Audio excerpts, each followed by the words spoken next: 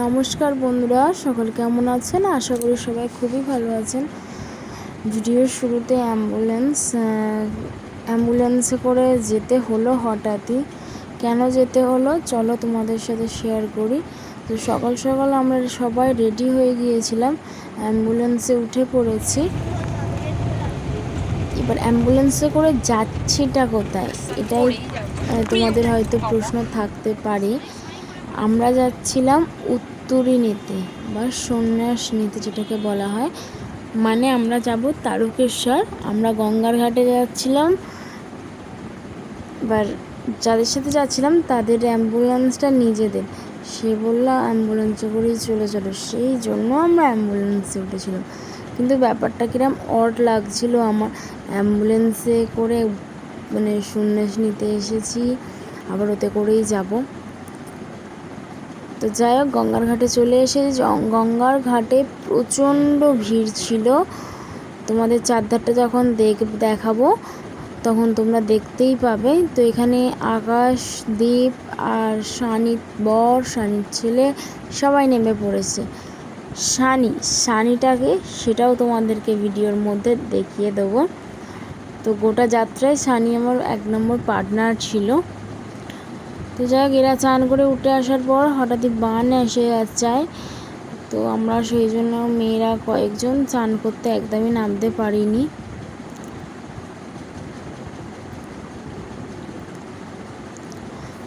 তো যেটা বলেছিলাম সেটা হচ্ছে, অ্যাম্বুলেন্সে আসার সময় একটা ঘটনা ঘটে।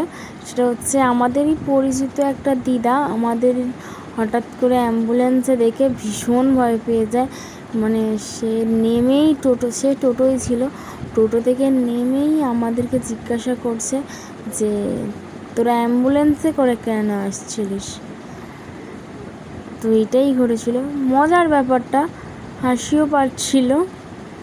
তো যাই হোক, সন্ধে হয়ে গেছে, আমরা বাসে উঠে পড়েছি। এবং তোমরা একটু আগে দেখেছো আমার সাথে আর একটা মেয়ে ছিল, সেই হচ্ছে সানি। আমার গোটা যাত্রাটায় আমার খুব ভালো পার্টনার হয়েছে। যাই হোক, বাস ছেড়ে দিয়েছে। তো বাস ছেড়ে দেওয়ার সাথে সাথেই আমাদের সকলকে একটা করে জলের বোতল এবং লাড্ডু দিয়ে দিয়েছে। চলো আগে লাড্ডুটা খেয়ে নিই।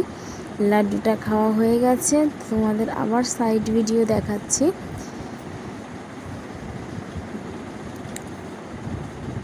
তো বেশ, মানে নান্নায় আমরা ঢুকে পড়েছি, কিন্তু এই যে চাঁদা কাটা শুরু হয়ে গেল। ছোট্ট একটুখানি মন্দির, তাই চাঁদা কাটছে, পুজো হবে। তো যাই হোক, সব কিছু মিটিয়ে আমরা চলে এসেছি যে নান্নায়। তো নান্নায় নেমে পড়েছি। আমরা যখন নেমেছি আমাদের বাস সেকেন্ড ঢুকেছিল নান্নায়। এই মন্দিরটা আমি যখন অনেক বছর আগে এসেছিলাম, আমি অনেক ছোট থেকে যাচ্ছি, মিডিলে শুধু লকডাউনে যেতে পারিনি, আর তারপরে 2 বছর যেতে পারিনি।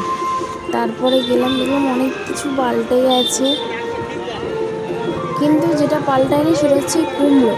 নান্নায় কুমড়ো বিক্রি কোনো দিন পাল্টাবে না। অঢেল কুমড়ো। তুমি ঢুকবে নান্নায়, শুধু কুমড়োই দেখতে দেখতে ঢুকবে। ছোট বড়, একদম বড়, একদম ছোট, মানে বিভিন্ন সাইজের কুমড়ো। যাক, মেলা দেখতে দেখতে আমরা পুরো ঢুকে যাচ্ছিলাম। আমরা এখানে কিচ্ছু কেনাকাটা করিনি, তাই তোমাদেরকে কিছু দেখাইনি। এখানে সবচেয়ে লোভনীয় যেটা ছিল আচার।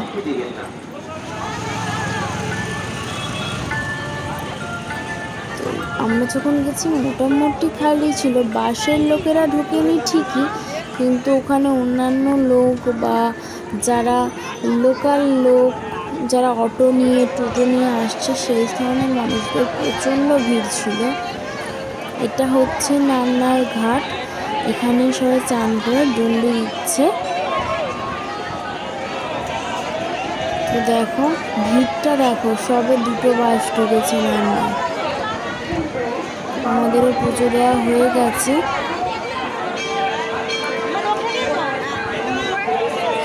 তোমাদের সামনে দিয়ে ঠাকুরটা দেখো, এই কি সুন্দর লাগছে না? তো যা পুজো টুজো দিয়ে সব মিটিয়ে চলে এসেছি মাঠে। এবারে দেখো কত বাস ঢুকে পড়েছে, আর এই যে সবুজ কালার বাসটা, এটা আমাদের। এই মন্দিরটা দেখে কেউ চিনতে পারছো? যদি চিনতে পারো কমেন্টে অবশ্যই জানাবে। আর যারা চেনো না তাদেরকে বলে দিই, এটা ডাকাতকালীর মন্দির।